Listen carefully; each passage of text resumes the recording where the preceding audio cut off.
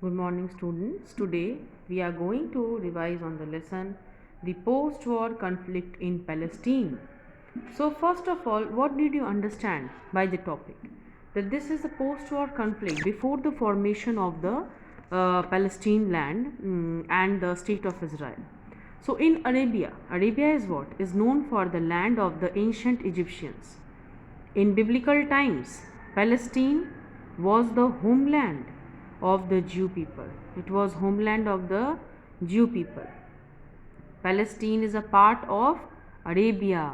Palestine is what? Is the part of Arabia. The Jews were known as the Philistines. The Jews were what? Known as the Philistines.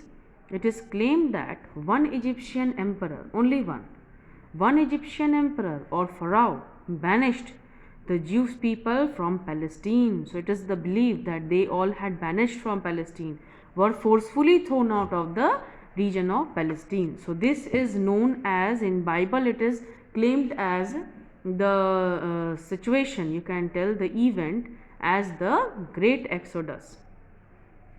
So after that the Jews lost their homeland and were scattered all over the world. But it should be remembered that a good section of the Jews continued to live at Palestine as a minority people. Meanwhile, the Arabs rose as a conquering race, embracing Islam.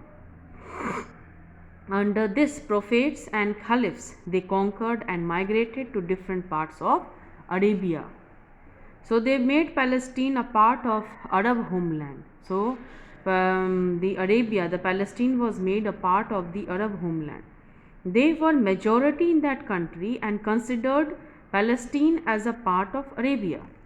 Now, what we come to understand from this part is that the Arabs who rose as a conquering race with embracing Islam they adopted as their religion. Under there, the prophets and caliphs, they conquered and migrated to different parts of Arabia. They made Palestine a part of Arab homeland. They were majority in that country and considered Palestine as a part of Arabia. Before the First World War, the Sultan of Turkey was the Lord of Arabia. The Sultan's governors or pashas ruled the Arabs, including Palestine. The geographical situation of Palestine was very important. The geographical situation of Palestine was very important. A part of Palestine is situated on the Suez Canal. Okay, a part of Palestine is situated on the Suez Canal, the most important water route between Europe and Africa. So another part is situated on the Mediterranean Sea. Where is another part situated? In the Mediterranean Sea. So position of Palestine provides a partial control over the strategic sea route. Why strategic is the term? Because it was a point of, you can tell, quarrel, because the two parties wanted this part to be conquered by them. So position of Palestine provides partial control on this strategic sea route, and the discovery of oil fields in Palestine and Arabia made the position of this country tempting to European colonial powers. The Arabs were proud of their own Islamic religion and culture. The Arab people were very proud of their Islamic religion and culture. Though lived under the Turkish rule, though they lived at that time under the Turkish rule of the Sultan, they had nothing but hatred for the Turks. There was a misunderstanding between them, but the grand Sharif King Hussein of Mecca was the symbol of unity.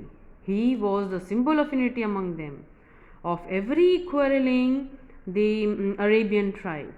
So who were very much clannish? He held his office in hereditary and capacity.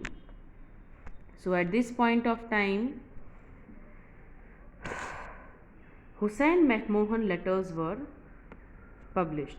With the outbreak of the First World War, the British government decided to drive away the Turks from Arabia and the Middle East. As the Sultan was an ally of Kaiser's Germany, the British agents contacted the Grand Sharif King Hussein of Mecca to give a call to the faithful Muslims to wage a jihad against the Turks. The British agents like Colonel Lawrence, known as the Lawrence of Arabia, Major Haggard, and sowed the seeds of deep discord between the Arabs. They created a misunderstanding, a type of deep discord, a distance between the Arabs, and thus the Turks, though they belong to the same faith, that means Arabs and the Turks, the distance, you can tell, division was done between them. They sowed the seed of discord, and thus it led to secret correspondences were exchanged between King Hussein and General McMahon, the High Commissioner of Egypt. Their correspondences, very important historical document, are known as Hussein McMahon letters. The British government promised King Hussein independent Arabia after the end of the war. Now, then King Hussein would automatically succeed as the king of Mecca and a descendant of Prophet. Now, the Britishers encouraged the Arabs to revolt against the Ottoman Empire, the Turks, which had become a German ally in the First World War. The letters declared that Arabs would declare a revolt alliance with United Kingdom. In return, the United Kingdom would recognize Arab independence. The Hussein McMahon letters conspicuously did not mention the question of Palestine. In the subsequent years, in a letter, McMahon declared, "I feel it my duty to state, and I do so definitely and emphatically, that it was not intended by me in giving this pledge to King Hussein to include Palestine in the area in which Arab independence was promised. Pan-Arab nationalism swept the Arab people, but Hussein failed to get what he and his people desired." Then came the letter of correspondence between the Hussein McMahon. Now, sir, who is writing this one? This is written by Henry McMahon. Sir, many references have been made in Palestine, the Royal Commission report, and in the course of the recent debates in both houses of the Parliament to McMahon pledge which is made, especially to that portion of the pledge which concerns about Palestine, and of which one interpretation has been claimed by the Jews and another by the Arabs. It has been suggested to me that the continued silence on the part of the giver of that pledge may itself be misunderstood. I feel therefore called upon to make some statement on the subject, but I will confine myself in doing so to the point now at the issue, that is, whether that portion of Syria now known as the Palestine or was not intended to be included in the territories in which the independence of the Arabs was guaranteed. In my pledge, I feel that it is my duty to state. So, I feel it my duty to state, and I do so definitely and emphatically, that it was not intended by me giving this pledge to King Hussein to include Palestine in the area in which Arab independence was promised. I also had every reason to believe at the time that the fact Palestine was not included in my pledge was well understood by King Hussein. So, after this event, the Sykes-Picot Agreement was declared. This was also called the Asia Minor Agreement. A minor form of agreement was done. This secret convention was made during the First World War between Great Britain and France, with partial assent of Tsarist Russia for the division of Ottoman Empire among the Allied powers. This secret arrangement conflicted with the pledge already given by the British to Hussein, who encouraged the Arabs to revolt against the Turks. Russian claims in the Ottoman Empire were denied following the Bolshevik Revolution of 1917. The Bolsheviks thus released the full text of the secret Sykes-Picot Agreement.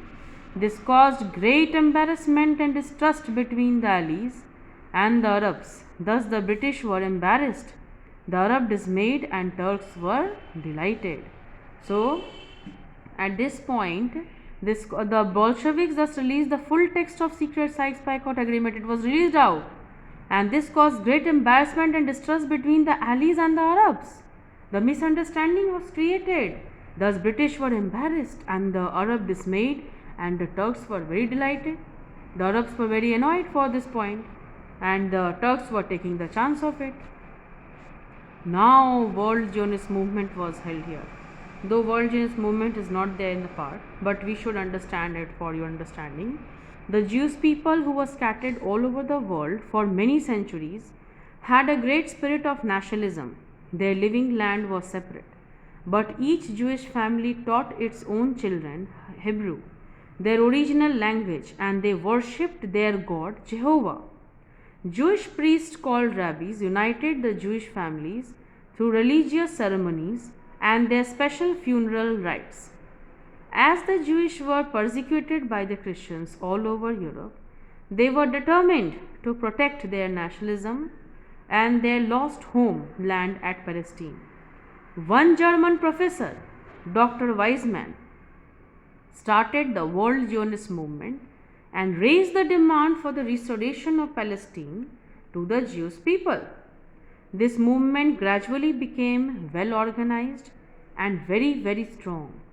So, what do you understand by this event? In this event, it is told that the Jewish priest, who was called the rabbis, united